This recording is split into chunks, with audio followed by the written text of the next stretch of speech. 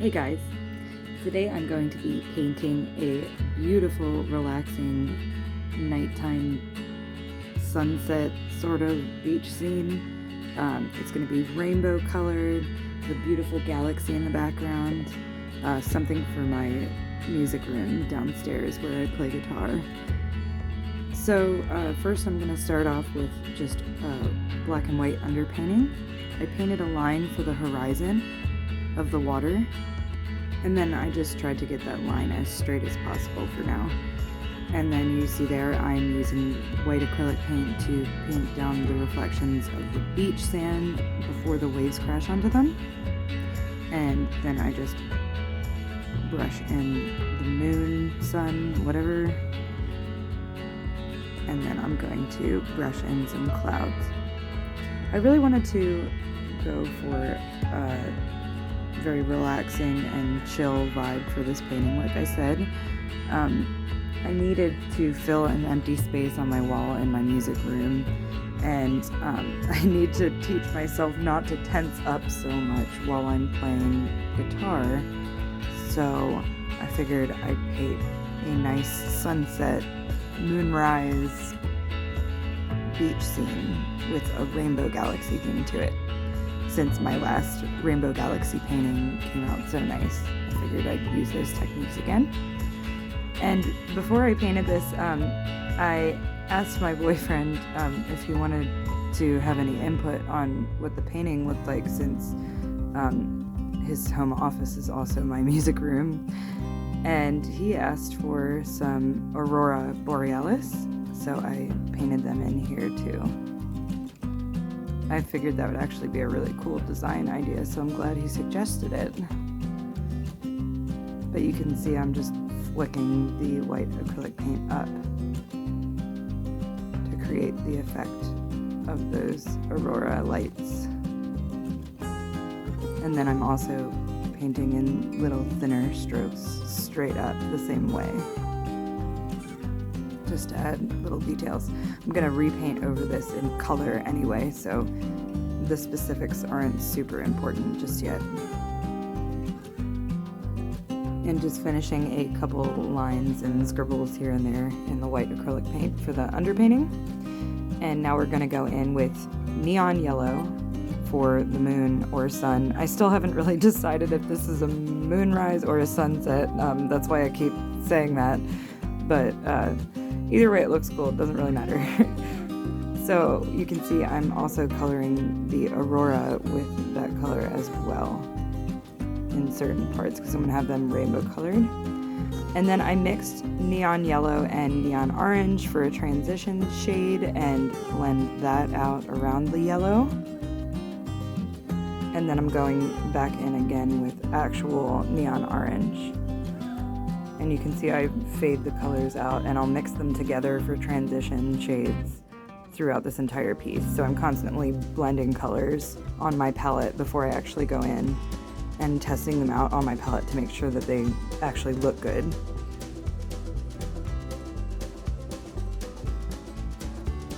And I'm just blending back and forth and making sure that this looks good. And then I'm going in with red and darkening that up on the edges, and also taking that red into the aurora as well. I was very strategic about my color placement, because I didn't want similar colors to mush too much together and become a jumbled mess and then not have any actual definition in it, if that makes sense.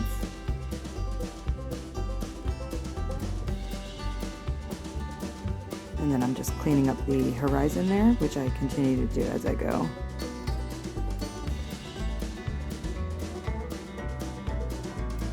Then I'm gonna start mixing in some purple and fading that out as well. I wanted most of the color to be in the ocean and in the aurora. Since the moon or the sun or whatever it is reflecting off of the water, that would be really vibrant, and the aurora obviously should be really vibrant so that it stands out. So that was really important for me to really glob those colors on. My colors that I use are Magicfly acrylic paints. I got them off of Amazon. I got a smaller set with neon colors that came with about 20 of them, and I got a larger set with bigger bottles that came with 14, and the larger bottles are more basic colors, but the smaller color set has the most amazing, vibrant neon colors that I've ever painted with. Not that I've been painting for very long. And I really, really love making these beautiful rainbow colored paintings with them, and the paint is so opaque. The only ones that are a little bit runny are the yellow and orange. I'm sure there's probably runnier ones from the other colors that I have too, but I haven't really tried many of them. Just these really vibrant neon rainbow colors, since they're so fun to play with. And taking in some blue there, some phthalo blue, as Bob Ross would say, and just globbing that in real heavy on the ocean. And as you could see in the background there, behind the aurora, I'm blending in the colors for the galaxy and the fog and the clouds in the sky as well. And I'm going to be adding stars later to really pop that out. And then I'm taking a light sky blue, I believe it was, or robin's egg blue. I think it was a deep sky blue. And I'm fading that into the darker phthalo blue, because that's going to transition into my green shade, which is sea green. I'm just fading that out into the black. The background of my entire canvas, I forgot to mention in both Rainbow Galaxy videos now. The background is actually black gesso. You can see it on the very, very far left bottom corner of the screen. I take that black gesso and I coat that on a pre-primed canvas that already has white gesso on it.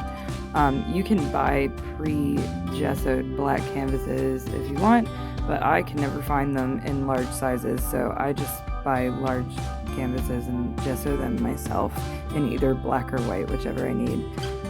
Even if it's pre-primed, I like to add more just because I like a smoother feel when I paint, and I don't like the paint to soak into the canvas as much. I want it to kind of glide on smoother and blend more on the actual canvas rather than soak in. So I'm taking that light blue and adding in the accents, and I added in that sea green as well, and I'm blending them back and forth. And now I'm taking a large 2-inch brush, and I am just bashing in some black and reintegrating some dark colors back into this painting because I oversaturated it with too much color. I don't want to lose that black. And then I'm going in with a magenta and highlighting some of the purpley areas of the aurora, and I'm going to do the same for the ocean as well.